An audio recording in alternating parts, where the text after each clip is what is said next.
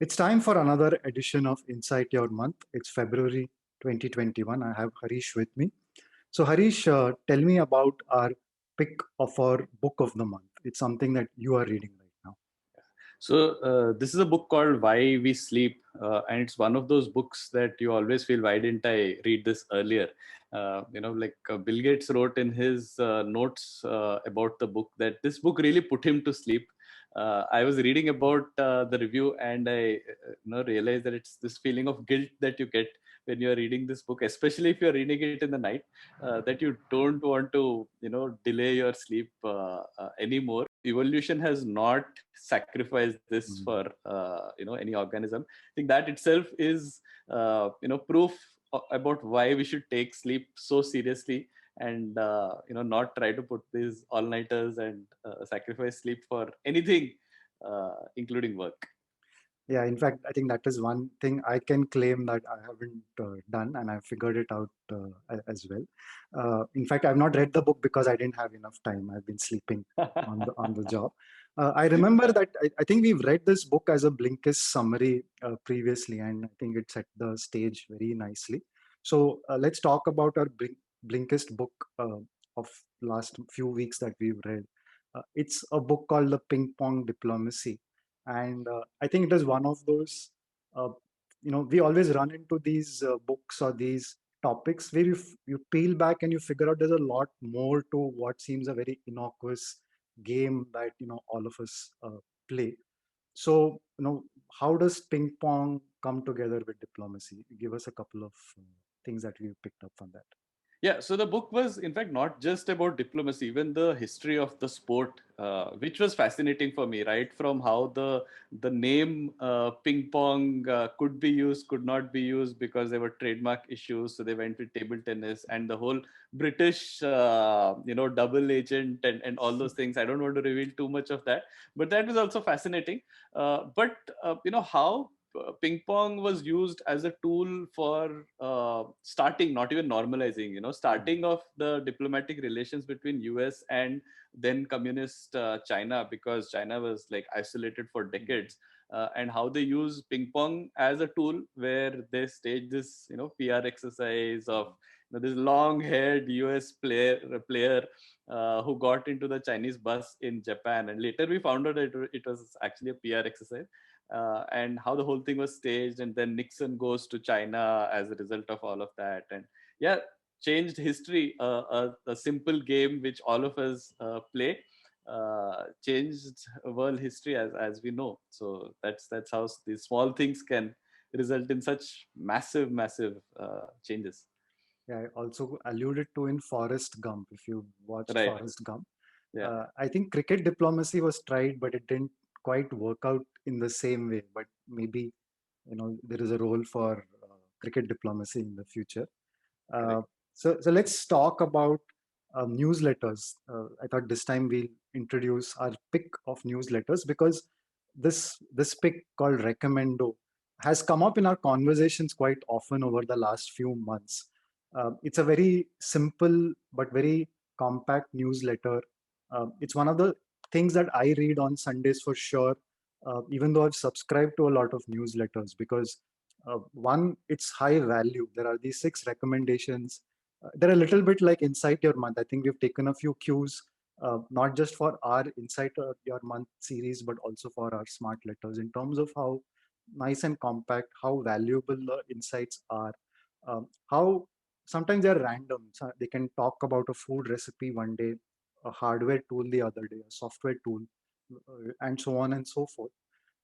And it's a very kind of valuable thing. So, have you subscribed to it yet, or am I going to get you to subscribe to it after I this? have subscribed to it. I have subscribed to Recommendo, and I like the design of it. It's Mhm. very simple, plain, to the point. Anything that you picked up and actually started using from it?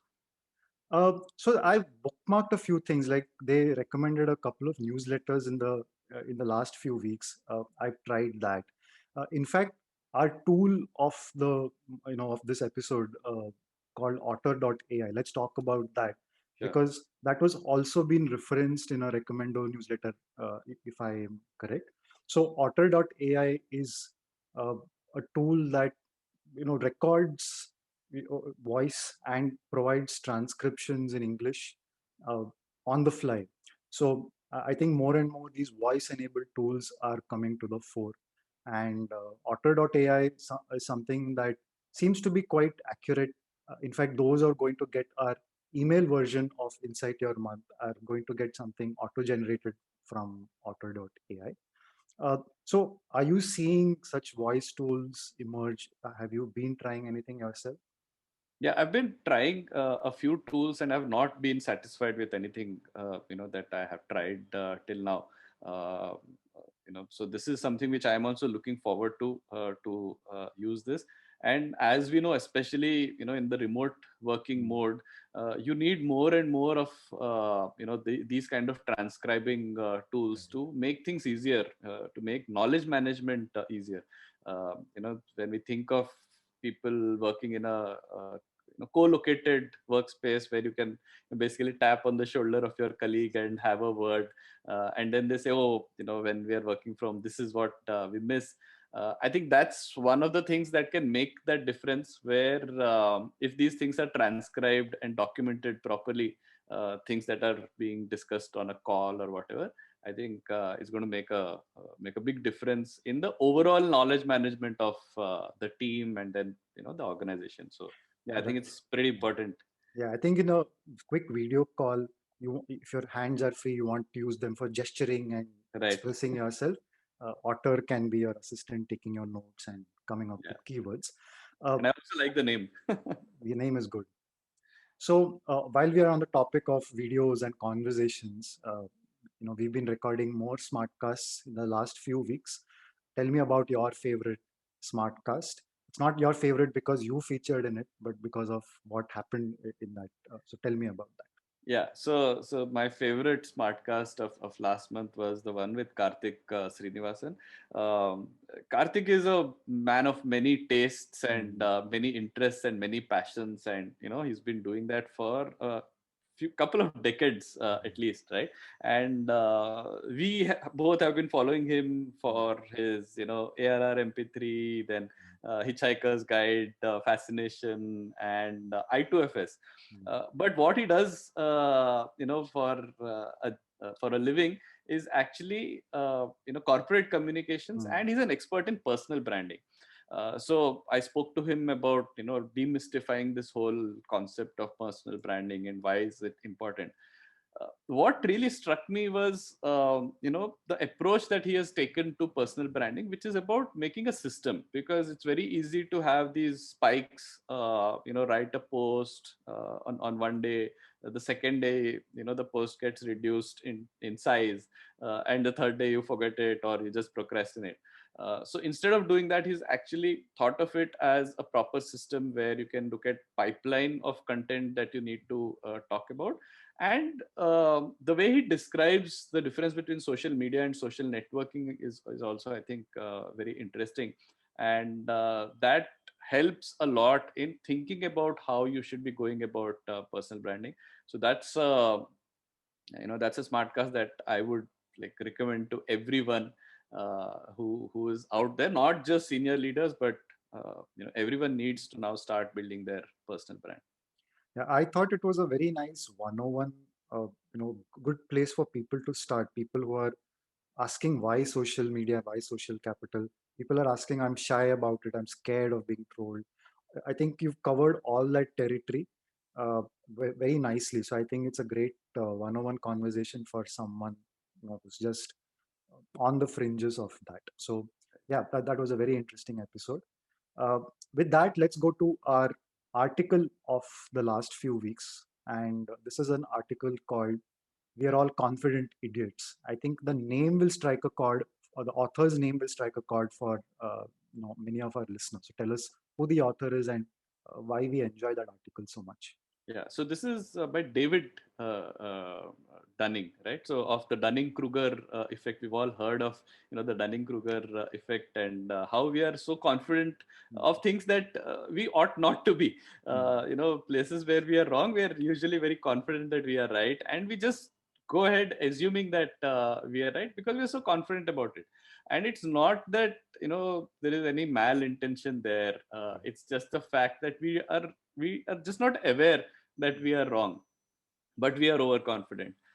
So this has led to so many mistakes by so-called experts, or where the expertise actually doesn't transfer from one area to the other. It's a long article. It's a very long read, but I think it was uh, you know one of the top reads for us in the last month. It was rated 5 on 5 by everyone who read it. So yeah, and yes, we are all idiots. We are all Correct. idiots. That's the line which strikes you the most. All right. Yeah, quite a thought-provoking article, one that we should probably return to whenever we can. So with that, let's come to our closing question from our Future Ring series. So this month, one of the questions we asked each other was, what do you want to do less of in the next 30 days so that you have time for more important, more fulfilling things? So we're going to let our listeners ponder over this. And if you do have an answer, you want to reflect on it and you want to share it with someone, send it to us. We also have a Telegram channel for daily reflection, so use that. Yeah, and if you do make time to listen to the Insight Your Month series and our smartcasts, you should make time for all of that. So with that, thank you, Harish. We'll meet the viewers and listeners next month.